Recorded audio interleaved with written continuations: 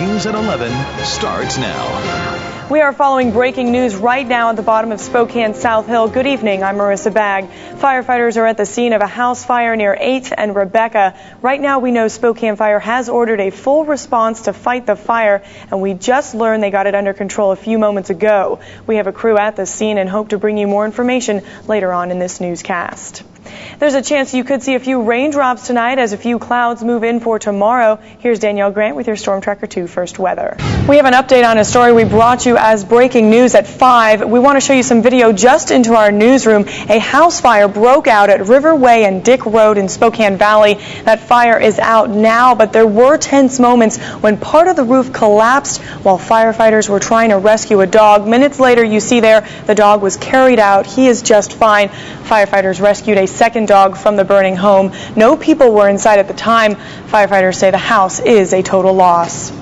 Washington State Patrol just reopened Highway 25 after a fatal crash there this morning. Troopers say a motorcycle collided with a pickup truck. It happened just after 10 a.m. when the motorcycle crossed the center line. The motorcyclist, a 59-year-old man from British Columbia, was dead at the scene. The driver of the pickup truck was not injured.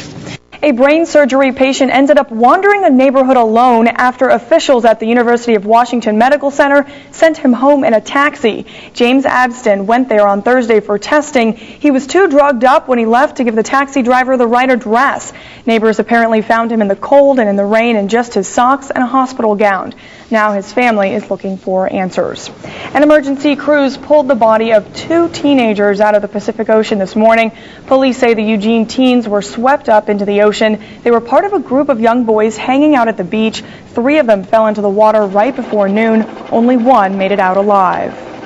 Pretty quickly became a recovery instead of a rescue. What I've seen here is, definitely the surf and the wave height had a role in this event. Witnesses say the surf was very rough at the park where the boys were playing. Thousands of people protested in Cairo today as the Egyptian government made a move toward constitutional reform. The next shipment of the megaloads making their way across North Idaho are set to move tomorrow night. Snow and freezing rain interrupted movement this weekend. But it's not just the weather that's causing problems. The truck had a hard time navigating around sharp curves, creating an hour delay for other drivers. The trailer also scraped a rock sticking out of the ground on Highway 12. When it is snowing outside. I know for those of us that have missed it, apparently it's back. Yes, winter returns. People living in the Seattle area are cleaning up tonight after a strong storm blew through early this morning. Wind gusts reaching up to 55 miles an hour knocked out electricity to more than 50,000 customers. And a wind gust over 100 miles an hour was recorded on Crystal Mountain near Enumclaw. And the high winds were also a problem in Portland. A tree split in 2 and went crashing into some apartments. Fortunately, the huge tree split the seams of the roof but narrowly missed someone's home. The storm also proved to be deadly as far south as California.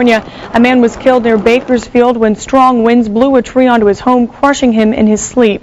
The 21-year-old was in his bed when the 100-foot tree crashed through the roof early this morning. And the U.S. Figure Skating Championships have another week ahead of them, but for the next few days the crowds might be a little thinner, but that doesn't mean no one is watching. KREM 2's William Pitts is... Good evening and thank you for joining us. I'm Marissa Bagg. Gonzaga is still in the hunt in the NCAA tournament. The women just got past the first round and the men are getting ready for a big game tomorrow against top-seeded Syracuse in Buffalo. KREM 2 is following both teams every step of the way with complete team coverage. Here's a breakdown of what we are covering tonight. KREM 2's Chris Bagg has GU women highlights in their win against North Carolina in Seattle. KREM 2's sports director Tim Lewis is live in Buffalo with a look at how the Bulldogs are sizing up their opponent, the Syracuse Orange. And it will be 1 year ago tomorrow when Dimitri Goodson hit the game-winning shot against Western Kentucky to send GU to the Sweet 16. Tim Lewis talked to Dimitri Goodson about that clutch shot.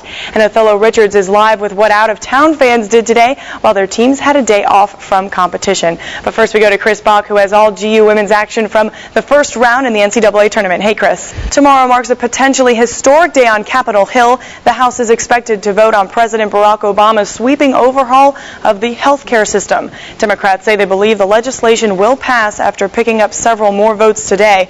The House will vote on 2 bills, one the Senate passed and a separate package of revisions. And a powerful storm is blowing through Oklahoma and the southern plains, bringing heavy snow and strong winds. The storm came a day after temperatures reached into the 70s. Forecasters say there could be up to a foot of snow in some areas. And of course, that's weather we haven't seen in about a year. A foot of snow sounds crazy. Yeah, crazy. That's almost more than what we had all season. Yeah. Huh? You know, when the Zags